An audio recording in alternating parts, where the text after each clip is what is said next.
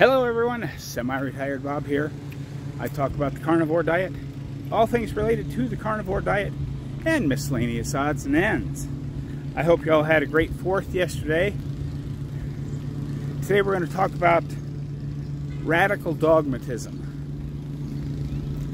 First, let me say welcome to all the new people.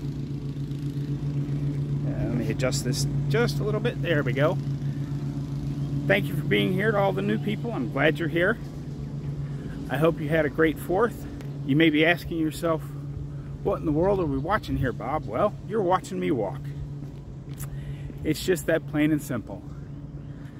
A little over 14 months ago, I couldn't do this. I could barely stand for 2.5 minutes without severe pain. And now I'm out here walking and doing lots of other things as well. But for July, we're going to try and walk every day on top of everything else. The main point of this channel is to show you that it's never too late to change your life. I started the day before my 59th birthday after 40 years of slowly getting sicker and sicker. And now, look at me. I'm in better health than I've ever been in my entire life, or very close to it. Wow, that sun's really hot today. It's really steaming up out here. But anyway, it's never too late to change your life. As long as you're able to fog a mirror, you can make changes today that will affect you as closely as tomorrow. For those of you returning to the channel, welcome back. I'm glad you're here. It means an awful lot to me that you spend a little bit of your day with me. Still, it's much earlier than I normally walk. I'm out here. I've just finished things up. I'm a little groggy because I should have waited a little while longer, but I was making my coffee so weak that it was barely doing anything for me. So this is actually day 2 of my newest no coffee experiment. Going to give it another 30 days just to see how I feel. We'll see how it goes. So I'm a little bit on the draggy side today. But anyway, let's talk about this radical dogmatism. I know many of you follow Dave's channel over at No Carb Life. And he put out a video about the restaurant guy in Perth, Australia, who's banned vegans from his restaurant. It's a pretty good video. I highly suggest you go watch it. But that's what I wanted to talk about, the difference between the truly dogmatic carnivore and the truly dogmatic vegan. They got that tree all chopped up and out of here. It's down to just the stump. Actually, if they leave it like that, that actually doesn't look terrible the way it is. Here, let me turn this around and show it to you. They've cut the branches off. I don't know if they're planning on grinding that stump out or not. I don't know. But that actually looks kind of good. We as carnivores can sometimes get dogmatic about things, as you can, if you go back to the 2 keto chow reviews that I did, I got a lot of comments on that about that not being carnivore. I've tried to explain that, and that's not really what I'm here about, but that's one of the examples. Even the very most dogmatic of carnivores, would you go to a vegan restaurant and expect to walk in the front door and say, I'd like a real steak? No. At least I'd hope you'd have enough sense to realize that you're not going to be able to get a real steak at a vegan restaurant. Yet, if a vegan walks into a steak place and they don't have a vegan option, they throw a temper tantrum. They get online and they scream to all their friends, and then their friends join in with the screaming. What does that do? Does that actually help their cause? Or does it hurt their cause?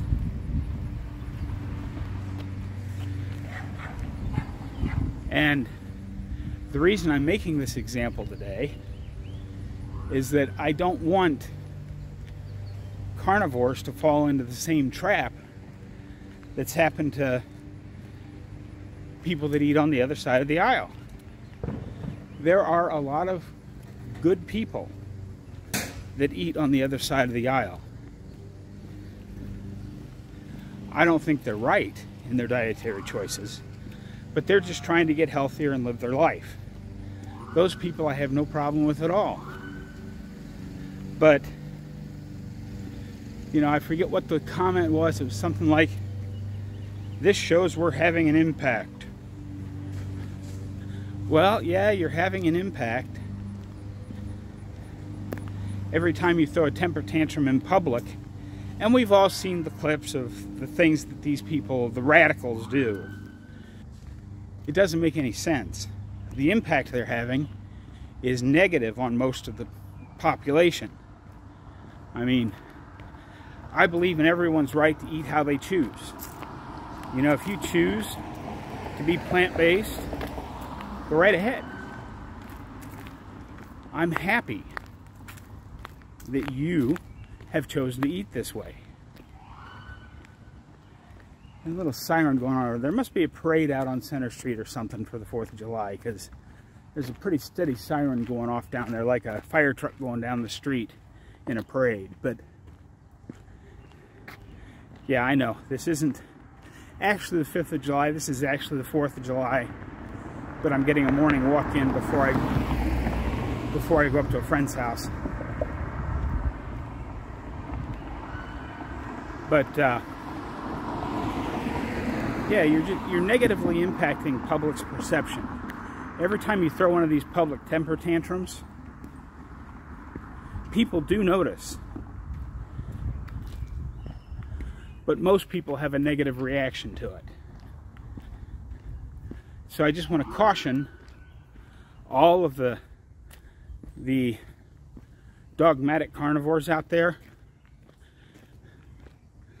Don't be so dogmatic that you cause a negative reaction. Recognize everybody's right to eat the way they want, how they want to eat it. Remember, you know, because I am not saying you have to follow the Bob plan if you want to get healthy. I'm just reporting to you what I do in my N=1 daily life experiment.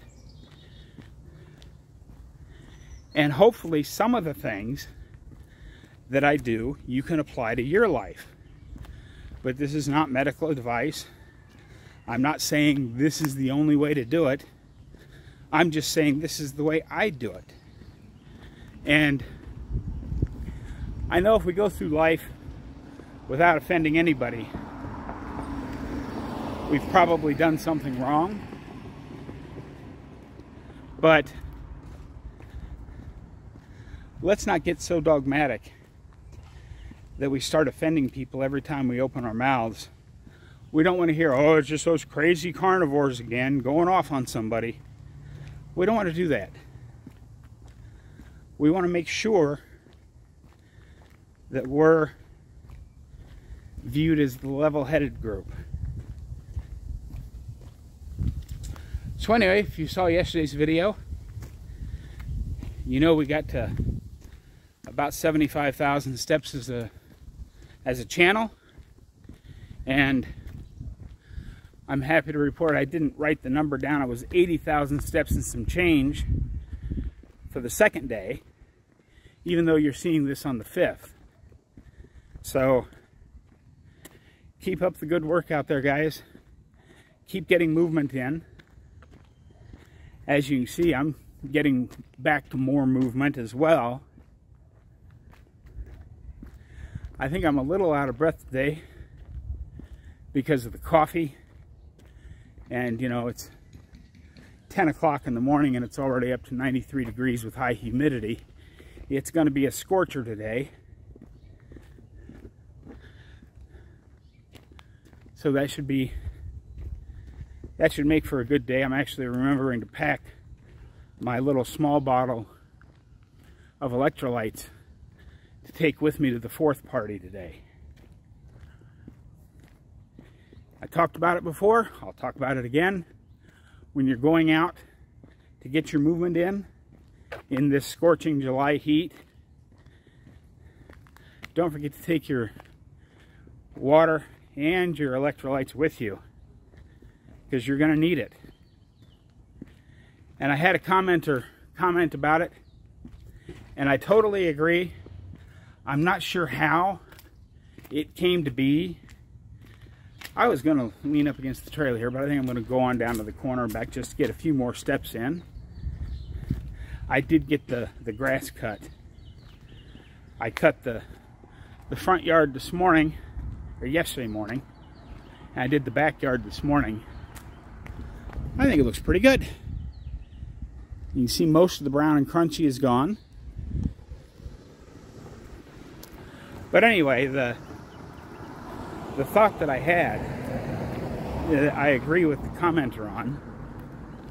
How in the world did everybody decide that July, traditionally the hottest month of the year in this part of the world, is the month we were going to do walking challenges and get everybody outside?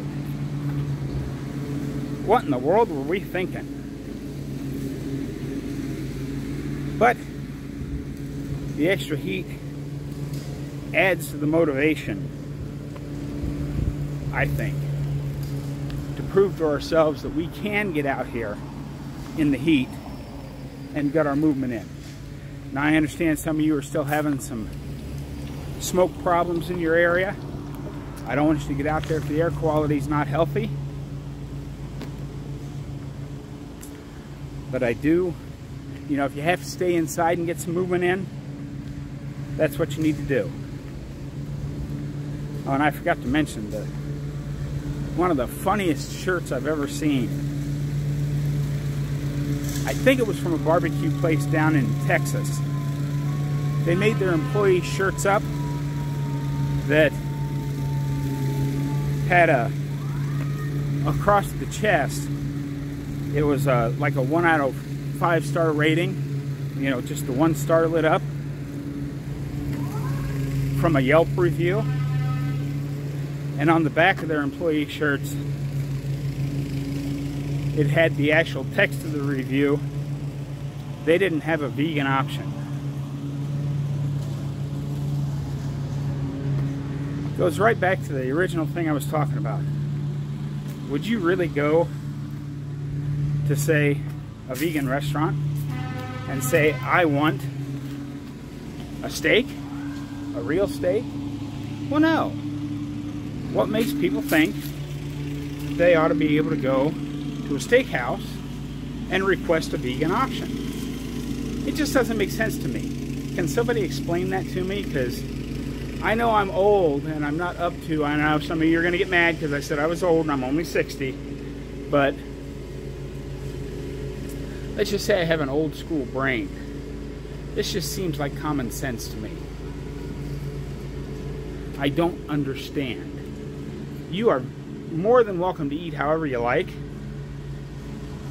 And if it's popular enough that there's a vegan restaurant on every corner in every town in America, I'm okay with that. But don't try to force your way of eating on me just because you think it's right. Just like I'm not going to try and force my way of eating on you because I think it's right. Just, you know, get out there and do your own thing. That's what I'm talking about. I hope some of this video made some sense. I know I just wanted to get out here and get some walking in and talk about something. That's what I've got for you today, folks. We had even more the second day than we had the first day. So keep dropping down into the comments and let me know what your daily step total is so we can get, you know, a pretty good estimate of what all the movement was. And don't forget, if you went to the gym or you re-roofed your house or put siding up or whatever, You get to decide what those steps are worth, what that's worth stepwise. Report it down in the comments every day. We'll keep a running tally. Have a great day, folks. Don't forget, get out there, be 1% better today, tomorrow, every day. I will see you in the next one.